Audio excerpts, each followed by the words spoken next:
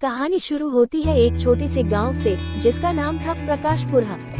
ये गांव पहाड़ों के बीच बसा हुआ था जहां लोग अपनी साधारण जिंदगी में खुश थे, परंतु गांव के चारों ओर घना जंगल था जो हर किसी के लिए डरावना था। गांव के लोग मानते थे कि उस जंगल में एक प्राचीन रहस्य छुपा हुआ है जिसे जानने की कोशिश किसी ने नहीं की थी। प्रकाशपुर में एक युवा लड़का था जिसका नाम था वीर।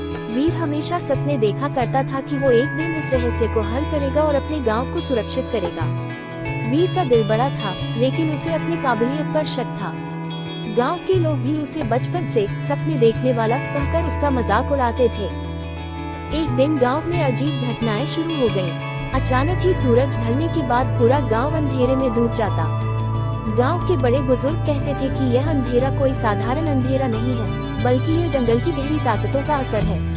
लोग डरने लगे और उन्हें समझ में नहीं आ रहा था कि इस मुसीबत से कैसे निपटा जाए।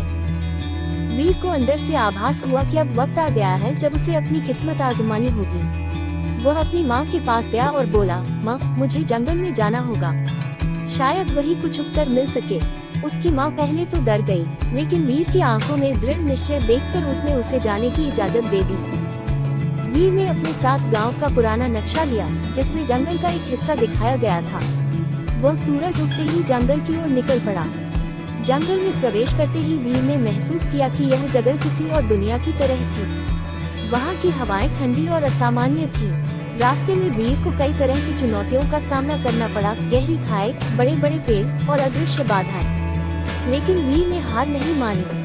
एक दिन के लंबे सफर के बाद वीर एक प्राचीन मंदिर के पास पहुंचा, जो जंगल के बीचों बीच स्थित था।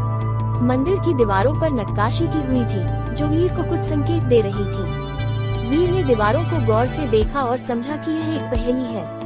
पहेली का हल ही उसे इस रहस्य तक पहुंचाएगा। पहेली थी, अंधकार को मिटाने के लिए प्रकाश का आह्वान करो। नया सूरज वही बनेगा जो भीतर से जलता हो। वीर ने सोचा, फिर अचानक उसे याद आया कि उसकी माँ ने बचपन में उसे एक मंत्र सिखाया था जिसे उसने कभी गंभीरता से नहीं लिया था। वह मंत्र उसे ध्यान आया और उसने जोर से उसे दोहराया, ओम प्रकाशाय नमः। जैसे ही उसने मंत्र पूरा किया, मंदिर के भीतर की सारी दीवारें चमक उठी। अचानक से एक सुनहरी रोशनी मंदिर के अंदर फैल गई। उस रोशनी के बीच से एक तेजस्वी ज्योति उभरी। यह कोई साधारण ज्योति नहीं थी, ये गांव के अंधकार को मिटाने की शक्ति थी। वीर को महसूस हुआ कि यही वह नया सूरज है जिसकी उसे तलाश थी। ज्योति के साथ वीर वापस गांव की ओर लौटा। जैसे ही वह गांव में पहुंचा, अंधकार खुद ब खुद दूर हो गया।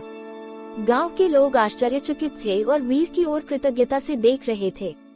उन्हें अब विश्वास हो गया था कि वीर सिर्फ एक सपने देखने वाला नहीं था, बल्कि वह सच में उनका नायक बन गया था। उस दिन से वीर को गांव में एक नई पहचान मिली। लोग उसे एक योद्धा और रक्षक के रूप में सम्मान देने लगे। वीर ने न केवल अपने गांव को बचाया, बल्कि उसने सबको ये सिखाया कि अगर इंसान में साहस हो और वह अपने भीतर की शक्ति को पहचाने, तो कोई भी अंधकार उसे रोक नहीं सकता। और इस प्रकार वीर की कहानी पूरे क्षेत्र में फैल गई और उसे नया सूरज कहा जाने लगा। वह सूरज जो अपने भीतर से चमकता था, हर मुश्किल का सामना करने के लिए तैयार।